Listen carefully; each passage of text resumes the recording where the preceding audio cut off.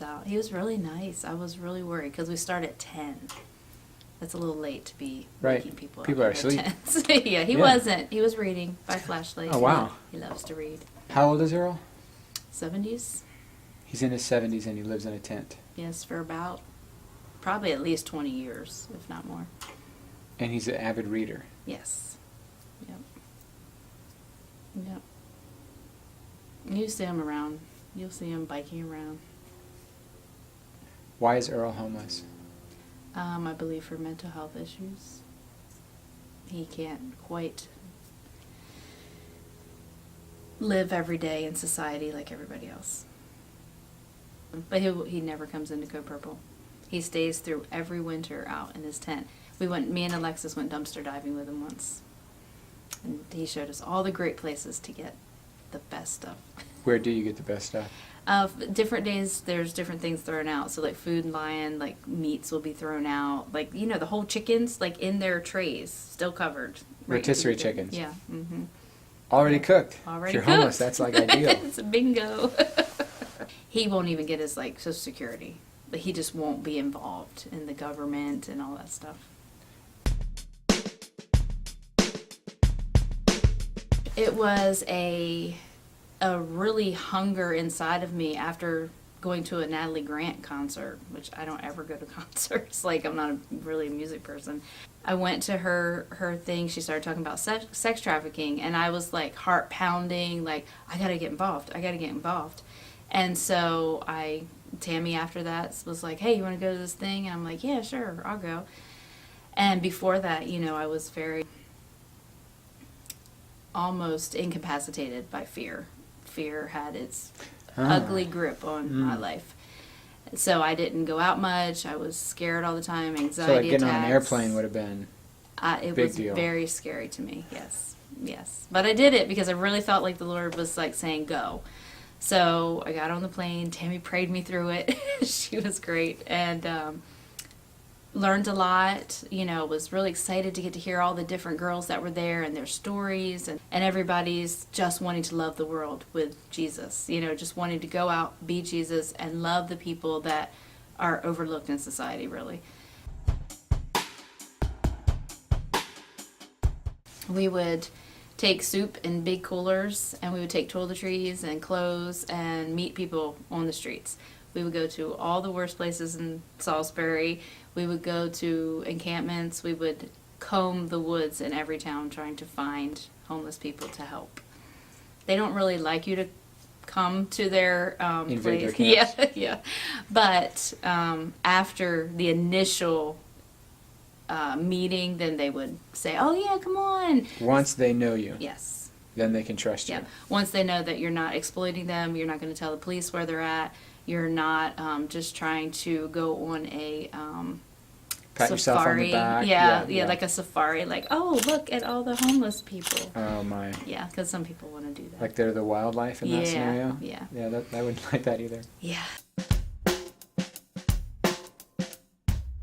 There was a small homeless camp behind the old soup kitchen in Rehoboth, and we would go out to those guys every week, and we would hang around their campsite with them, and we would pray with them and just talk to them and get to know them.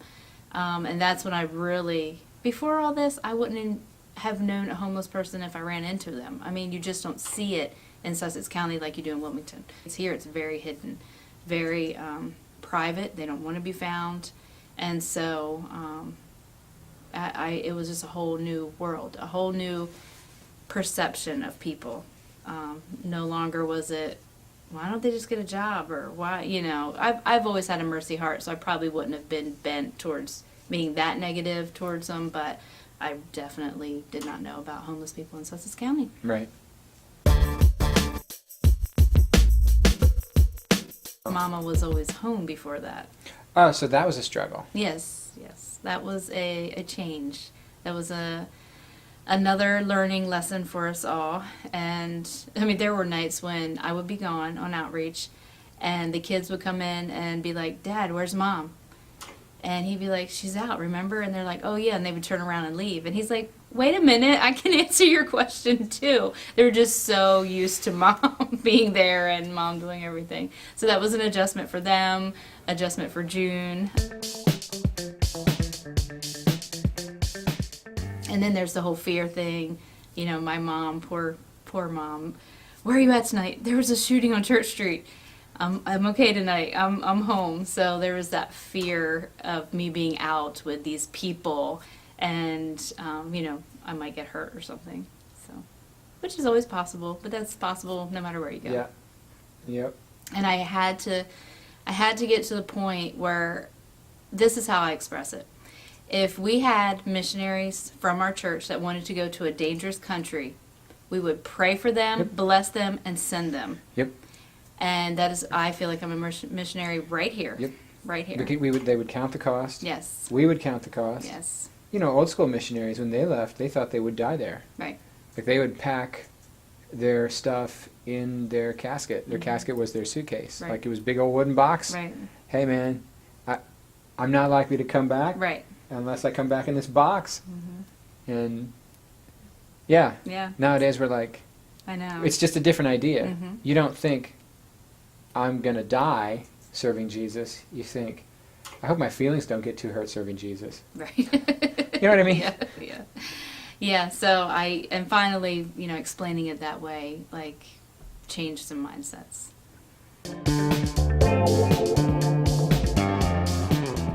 Code Purple in Kent County had been happening for a year already. So we kind of wanted to replicate that. So I was at some of those meetings. I didn't know where I fit in. I didn't really have any idea. I was just at the meetings because I was helping homeless people in the woods, and I thought Yeah, it and was this is connected to Yeah, home. yeah. These are the very people yes. who we're visiting, Yeah. and in the winter months, like, what do they? Susan Kent of Love Inc., you know, Yep. love Susan, says, Nikki Gonzalez will do it. Just ask her. I said yes. I don't know. I don't even remember why I said yes. I think because I wanted to help more. I wanted to be a part of sharing Jesus with people. That's always why I've done this. You know, the food is great, but just to love people is just, I mean, there's just nothing like it. And so I wanted to be a part of it, but I really didn't know what I was stepping into. So here's a Nikki Gonzalez quote.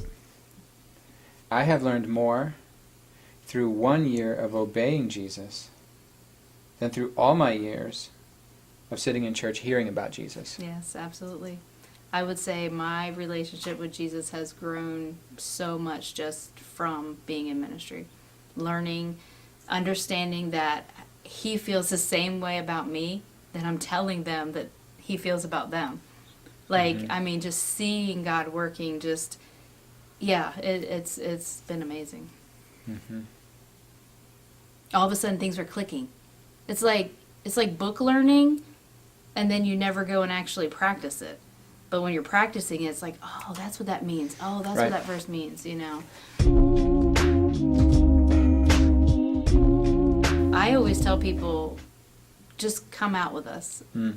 Once you come out with us, you will never be the same. And I understand it's not for everybody, but I think it definitely, you learn so much more by just being there, talking to people.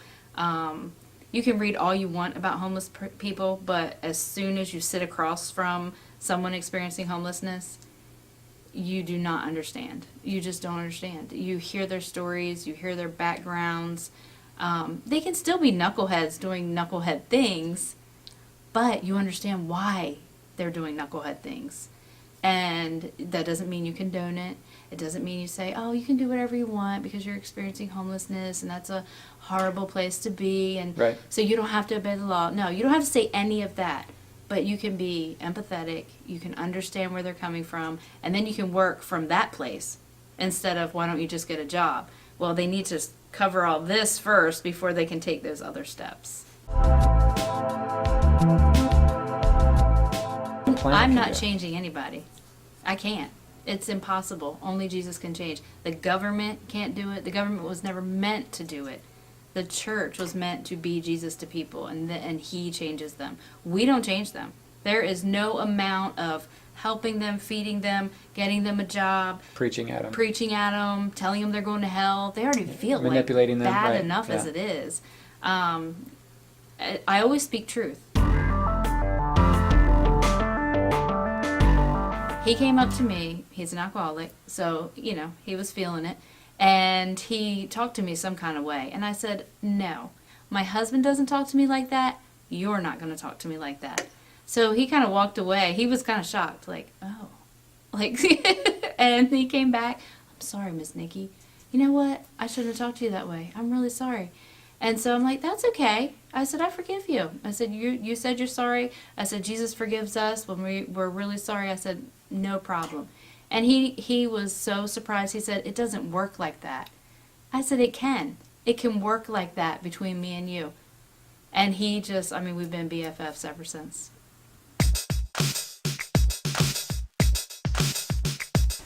The expectation that I have to take care of you or them or whoever it is coming in just because they're experiencing homelessness. I am providing a shelter, so that means I have to give you milk and cereal every morning.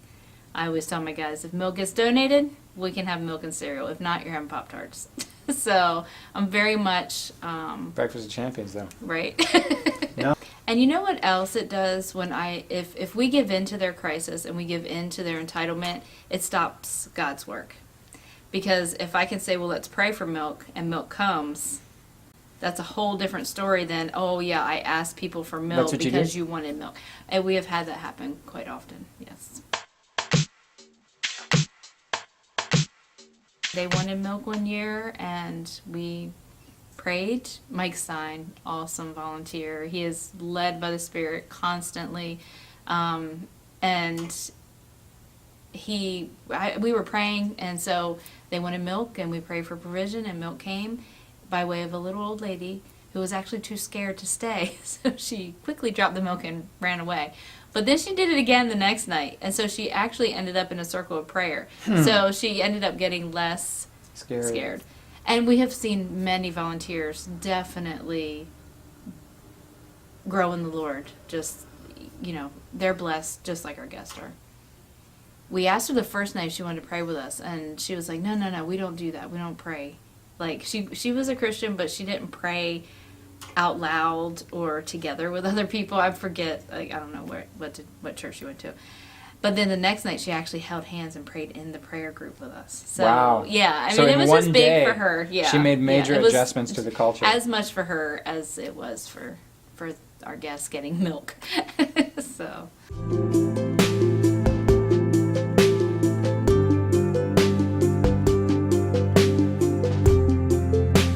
This lady, what do you want me to say? What you just told me. Okay, she is 19, pregnant, came from Flint, Michigan. She moved here to start over again with a friend and a friend's boyfriend, and they put her out on the street. Said she's tired of having her stay with her, so she has no friends, no money, absolutely nothing here in Delaware, and she is going back Friday though. To Flint. Flint, yep. Where it's warm.